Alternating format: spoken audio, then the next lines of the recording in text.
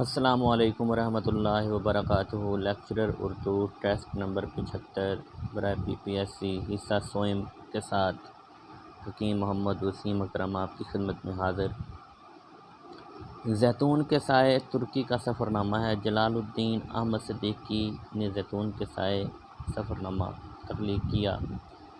Switzerland میں میرے چند شب و روز حکیم محمد سعید دہلوی کا سفر نامہ ہے۔ یورپ نامہ، جرمن نامہ، شب و روز اور ماہ و روز حکیم محمد سعید دہلوی کے سفر نامہ کے عنوانات ہیں۔ Medicine in China Hakim Muhammad سعید دہلوی کی کتاب ہے۔ سید احمد شہید بریلوی کی سوانح احمد میں سفر نامے کی ابتدائی کڑی کس سفر کی ملتی ہے؟ سفر حج کی۔ سفر نامہ ایک ہفتہ چین میں مولانا کوثر نیازی نے لکھا۔ آ بیل مجھے مار اور سفر 3 درویشوں کا اختر ممون کا کے سفر ناموں کے عنوانات ہیں۔ پاکستان سے دیار حرم تک نسیم حجازی کا سفر نامہ ہے۔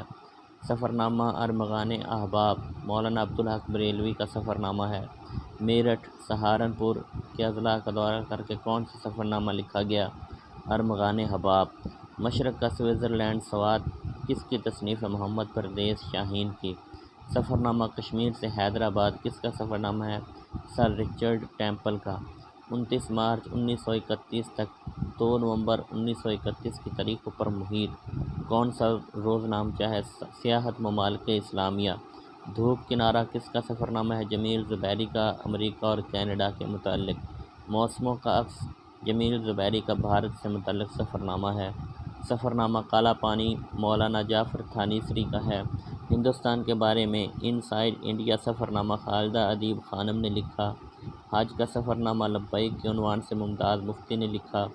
دیار دوست شریف فاروقی کا سفر نامہ ہے۔ ٹریولز آف ابو بیٹلز کا ترجمہ HAR گیب نے کیا۔ چینل کو زیادہ سے زیادہ سبسکرائب کریں، لائک کریں اور شیئر کریں۔ اللہ حافظ۔